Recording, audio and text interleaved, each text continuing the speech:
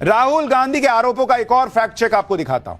कल राहुल गांधी ने हरियाणा की मुलाना सीट को लेकर दावा किया था कि यहां बूथ नंबर 63-64 पर 223 फर्जी वोट डाले गए।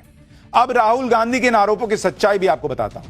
हरियाणा की जो मुलाना सीट है, अगर आप उसको देखेंगे, उसका अगर आप समीकरण देखेंगे, वो सीट है मुलाना,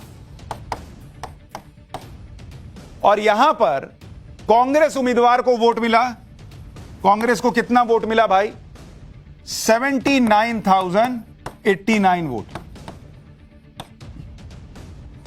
यानी कि 2019 में जो वोट मिला था उससे ऑलमोस्ट 6% ज्यादा 2019 के मुकाबले। और जो बीजेपी का उम्मीदवार है उसको कितने वोट मिले? उसको मिले 66,224 वोट, यानी पिछले 2019 के मुकाबले -1% के करीब।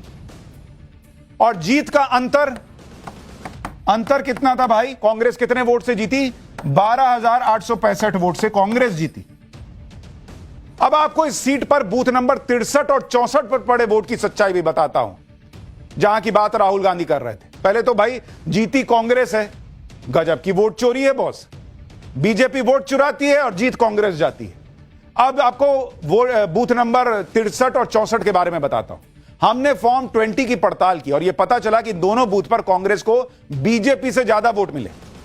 बूथ नंबर 63 देखिए, बूथ नंबर 63, इसमें 63 और 63 प्लस 64 दोनों बूथ का अगर आप मिला लीजिए तो कांग्रेस को कितना वोट मिला? कांग्रेस को 602 वोट मिले इन दोनों को मिलाकर, और बीजेपी को मिला 275 वोट बॉस।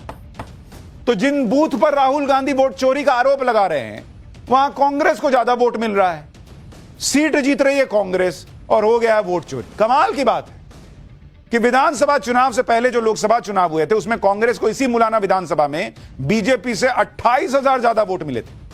बूथ नंबर 63 और 64 पर भी कांग्रेस को बीजेपी के मुकाबले 152 वोट ज्यादा मिले थे। तो मुलाना सीट पर तो कांग्रेस के वोट बढ़ने का सिलसिला लोकसभा से लेकर विधानसभा चुनाव तक चलता रहा। पैटर्न में भी कोई बदलाव नहीं है और राहुल गांधी माहौल बना रहे कि वोट चोरी हो गया। गजब, बीजेपी चुराती है बॉस, वोट चुराती है, कांग्रेस को जिता देती है।